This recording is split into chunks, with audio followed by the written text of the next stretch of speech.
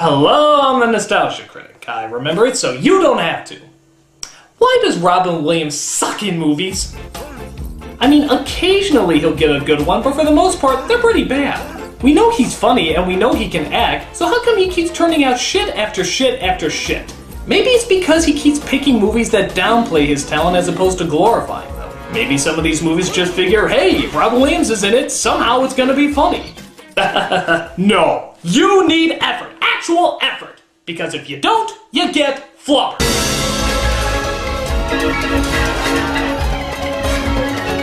A remake of the only semi-decent but still imaginative absent-minded Professor, Flubber asked the question, how can we take a creative premise with a weak story and make it even weaker? I don't know, but heaven above they succeeded. So, let's see what the flub went wrong with this crappy-ass remake. First of all, you'll be shocked to see that one of the writers is the recently deceased John Hughes. I don't know what's sadder, the fact that such a great writer is gone, or the fact that he didn't know how to use the name Alan Smithy. We see our main hero named Philip Brainerd, who mistakenly, instead of turning off his alarm clock, launches a trash can into the air. This will be the highlight of the film's comedy. We see him use a breakfast machine that's never been used in a movie before, except these, when he sits down and talks to his latest invention named Weibo, a flying robot with artificial intelligence whose main job is to whore out public domain movies and Disney cartoons. You better hurry up. The loan's due at the end of the school year. Tell me about it. Why does that voice sound familiar? Oh, it's Ariel! Cool! That's why I was thinking of jailbait as well as fishbait. So it turns out Dr. Brainerd is getting married today to the president of the college, Sarah Reynolds. It would all be really romantic if this wasn't his third time attempting it. I am dead serious. Third time! Well, in his case, once is justifiable, twice is understandable, but 3 times. Okay, honey, word of advice to you. If he misses your wedding once, dump him. Twice, kill him. 3 times, go Lorena Bobbitt on his ass, but for God's sakes, learn a fucking lesson! Morning or afternoon. But it turns out Brainerd isn't really a non-committal fuck-ass. No, he's just quirky, as you'll delightfully see when he talks to his fiancée about getting married. I was talking about your excitement. Excitement. The wedding. Congratulations. It's the wedding! Sarah and I. Oh, it's the wedding. Oh, I'm looking forward to it, aren't you, honey? It's today. Are you sure? Let's cross off charming and delightful. So that just leaves us with douchebag. And I want you to promise me on everything between us that you'll be there, okay? I'd rather die than disappoint you. Promise? But he's approached by that one guy, whose name you can't remember, but always recognize, because he's the asshole in every movie that he's in. What happened between us, Phil? Well, I just got tired of you stealing my ideas, Wilson. I won't deny that I hate you for your brilliance. I'm petty, corrupt, and to that end I have profited from your ideas. Why are you here? Oh, to be honest, I'm here this weekend to steal your fiancée and make her my wife.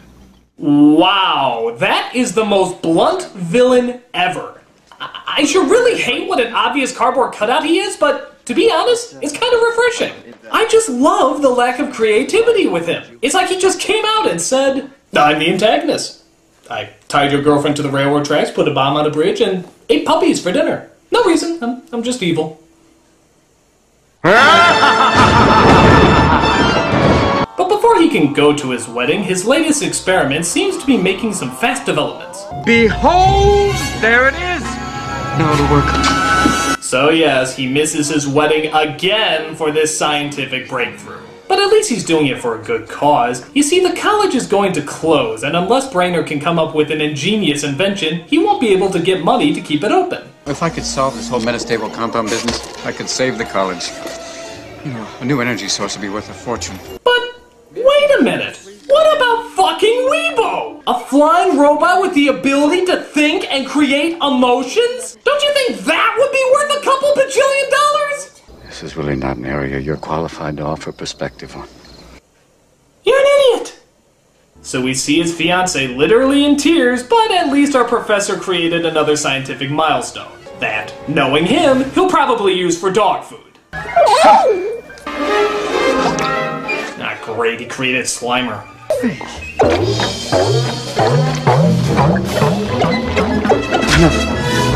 Oh, this isn't anything. It's just a scientific breakthrough that could change the way we look at life as we know it. And what is that useless weebo? So he stands proud with his scientific snot. As it turns out, it can actually be very hard to control. It's gone. How can anything get in your window? It's closed, okay? Look out! Irony! Horrible, horrible irony! So after his invention kills God knows how many innocent bystanders, Brainerd finally gets it under wraps. Do you know what this is? Flying rubber? It's flying rubber. It's Flubber! Oh, say, I wonder what that woman thing I talk to sometimes is doing right now. Oh well, Flubber! So he discovers that Flubber only increases in speed rather than decreases the more it bounces. But those facts don't make very good apology cards. You missed the wedding. I'm sorry. Well, audience, do you hate me yet? I skipped out on my wedding, blew up my basement, and might be having an affair with my flying iPhone. I'm the perfect hero for Disney. Oh! So he goes to her office to try and explain what happened. The castrating iron is in the corner, honey. For the third time, you left me standing at the altar. Will you please let me explain? This is the reason I didn't make it last night. Flubber! Isn't that remarkable, Sarah? You broke my heart so that you could stay home and make some green goo. Sarah, it's much more than that. Boy, you gotta give this guy credit. He skips out on 3 weddings and yet somehow tries to make it look like she's the one not listening. If you apply a small amount of energy, it liberates an enormous quantity of energy. But she ignores the elastic plastic as it turns out one of the main sponsors of the college, played presumably by Joe Biden, is angry because Brainerd failed his son in chemistry. I got thrown off the basketball team. I flunked chemistry. And yes, that not quite Shia LaBeouf, it's played by Wesley from Star Trek, Will Wheaton. I have a science requirement, you moron! Shut up, Wesley. So he sends his 2 goons to persuade Brainerd to giving his son a good grade. But Brainerd is too busy testing Flubber to notice them.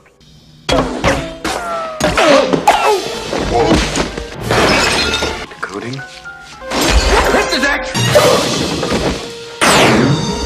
Oh, good! Now let me test it on this anvil.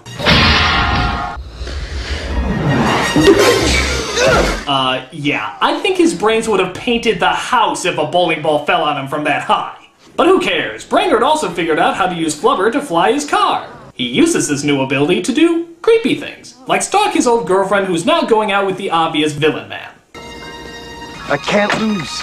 She's mine. Okay, not everything results in a pratfall. Hey look, a speck of snow!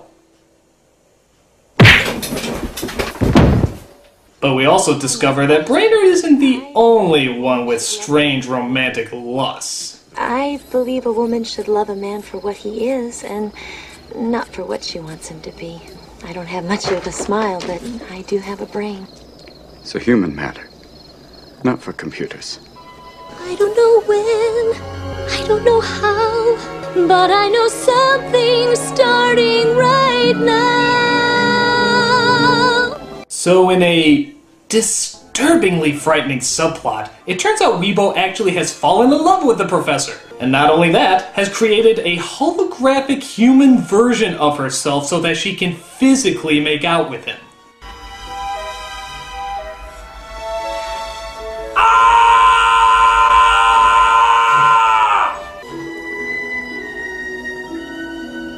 Okay, this is fucked up right here. This is like something out of a psychological sci-fi thriller, not a Robin Williams Disney film.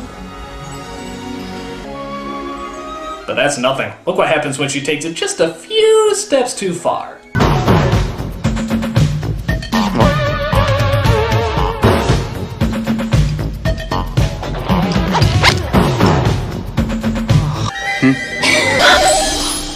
Got it. The cybersex will have to wait as he comes up with his next big, ingenious use for the Flubber invention. Basketball. That's right, instead of selling his invention to some business or scientific research lab, getting the money to save the college, he tests the effects of Flubber on basketball. Why aren't you committed? Gee, I wonder if it's going to bounce around, break stuff, and result in someone getting hit.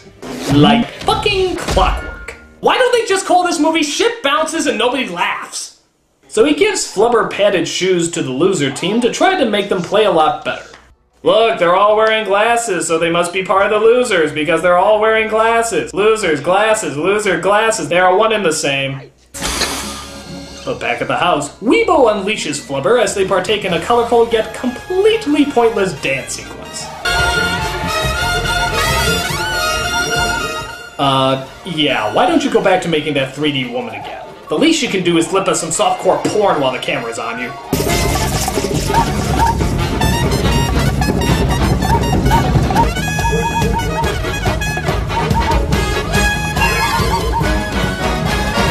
God, this is boring. Maybe back then this was really impressive shit, but now it just looks like a really bad Super Bowl commercial.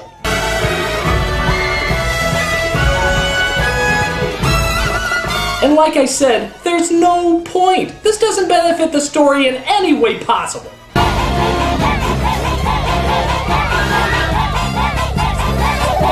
Big lip. Oh, God, I'm bored. While that's going on, Brainerd watches as the flubber he secretly slipped onto the players starts paying off.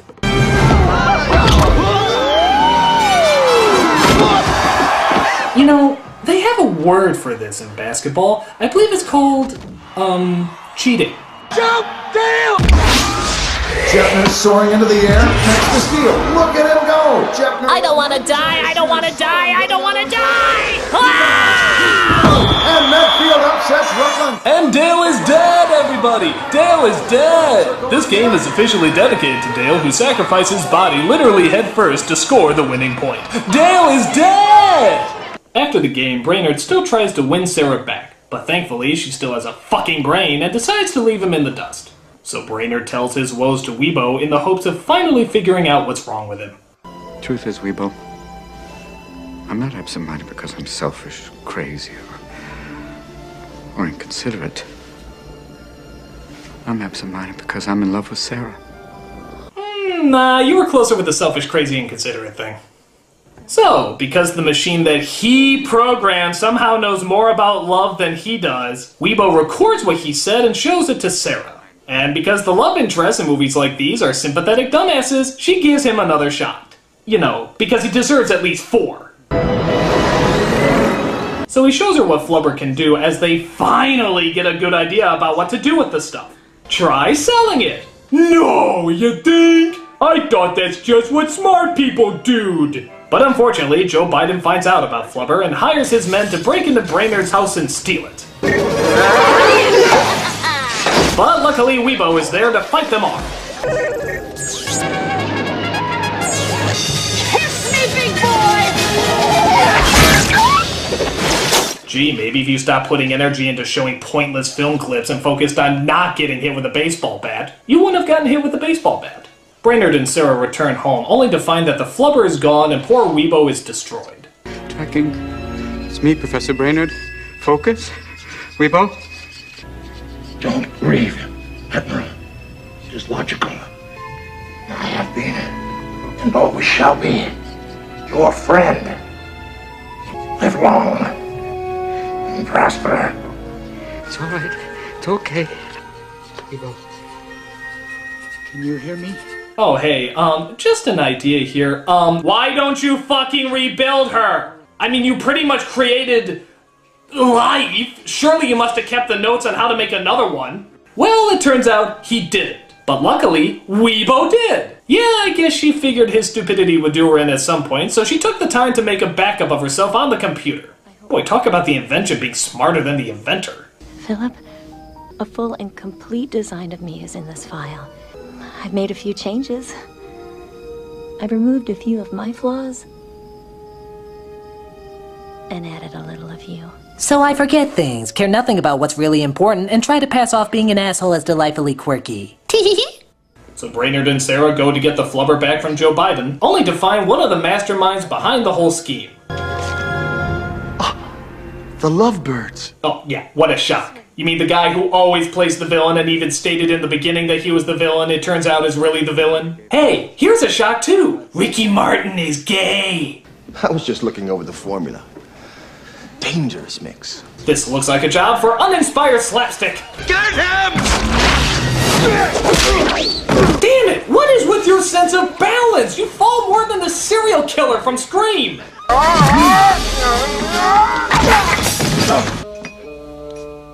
out! Ashtray! This is a big fucking deal.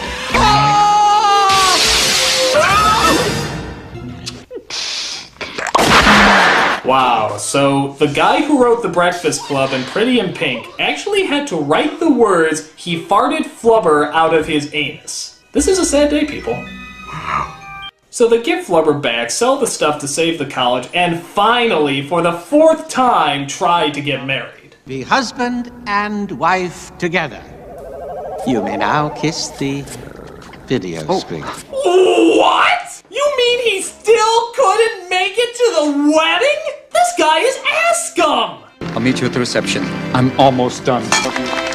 No! Stop applauding! This isn't charming! This is disturbing! Very, very disturbing! After 4 times he still couldn't make it to the altar?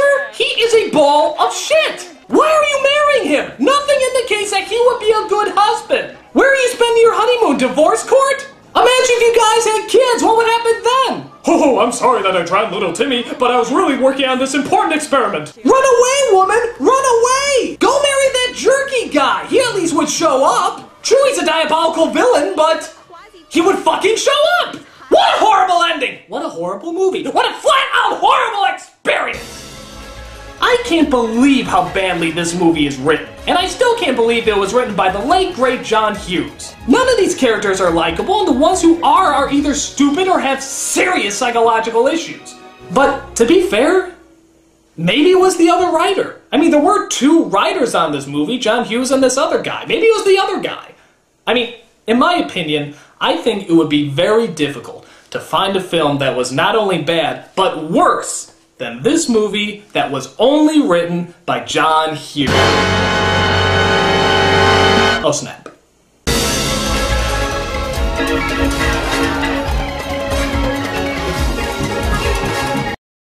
I'm here this weekend to steal your fiancée and make her my wife.